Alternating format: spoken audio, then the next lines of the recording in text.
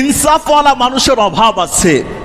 মানুষ বেশি দুর্নীতিগ্রস্ত, দুর্নীতিকারী মানুষের সংখ্যার আধিক্যতার কারণে পৃথিবীর বহু রাষ্ট্র 1971-এর পরে পর্যায়ক্রমে স্বাধীন হয়ে গোটা পৃথিবীর বড় বড় শক্তিশালী রাষ্ট্রের সাথে জনে বলে অর্থনীতিতে, শিল্প সমৃদ্ধিতে তারা চ্যালেঞ্জ ছুড়ে দিচ্ছে। কিন্তু আমরা 71 সালে স্বাধীন হয়েও সমস্ত নিয়ামত প্রাকৃতিক আল্লাহ দিয়েও আমাদের উন্নতিটাকে আমরা ওরকম ভাবে দেখাতে পারছি না। ঠিক না বেটি? কথা বলেন। অভাব সৎ মানুষের অভাব, অভাব সুস্থ বিবেকের অভাব, অভাব সুফায়েত মন মানসিকতা ব্যক্তির অভাব। সমস্ত দায়িত্বশীলরা যদি একটা সৎ মানুষে রূপান্তরিত হতো, 5 বছর লাগবে না, তার আগেই বাংলাদেশ পৃথিবীর সমৃদ্ধশালী রাষ্ট্রের মধ্যে গণ্য হয়ে যাবে। ঠিক না বেটি? কথা বলে। শুধু আমরা পারি না কেন?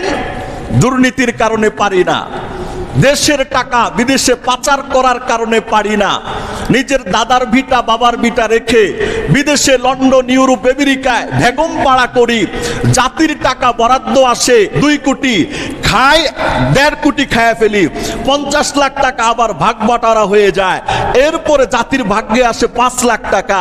এভাবেই চলছে যোগের পর যোগ। ঠিক না বেটি? কথা বলেন। ভাই, পোশাকের পরিবর্তন দেখেছি আমরা, পোশাকের পরিবর্তন, পোশাকের পরিবর্তন করলে কাজ হবে না।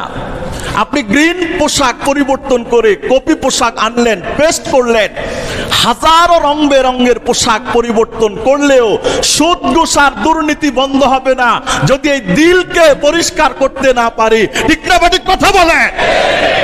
দেশ শান্তিময় হবে যদি দেশের মধ্যে দুর্নীতি না থাকে, দেশের টাকা যদি বিদেশে পাচার না হয়, দেশের টাকা দিয়ে বিদেশে বেগম পাড়া যদি না হয়, আইন শৃঙ্খলা যদি ঠিক থাকে, অফিস আদালতগুলো যেন যদি ঠিক থাকে, ঘুষ বাণিজ্য যদি বন্ধ হয়ে যায়, চুরি ডাকাতি ছিনতাই রাহাজানি টেন্ডারবাজি যা আছে মানব ধ্বংসের মূল হাতিয়ার, এগুলো সব বন্ধ হলে দেশ 5 বছর আগে উন্নতির শীর্ষ শিখরে পৌঁছে যাবে। ঠিক না বেটি? কথা বলে। আমরা বাঁচলে দেশ বাঁচবে, আমরা ঠিক থাকলে দেশ ঠিক থাকবে। আমরা যদি ইনসাফের স্লোগান দিয়ে নিজেকে খাঁটি দেশপ্রেমিক হিসেবে আমরা দাঁড়াতে পারি, রব্বে কাবার কসম, ইউরোপ, আমেরিকা, বহির্বিশ্বের কোন আধিপত্য অন্তত বাংলার 18 কোটি মানুষদেরকে ঠেকাতে পারবে না। ঠিক না বেটি? কথা বলে। মারামারি চাই না, হানাহানি চাই না, কাটাকাটি চাই না, খুনাখুনি চাই না।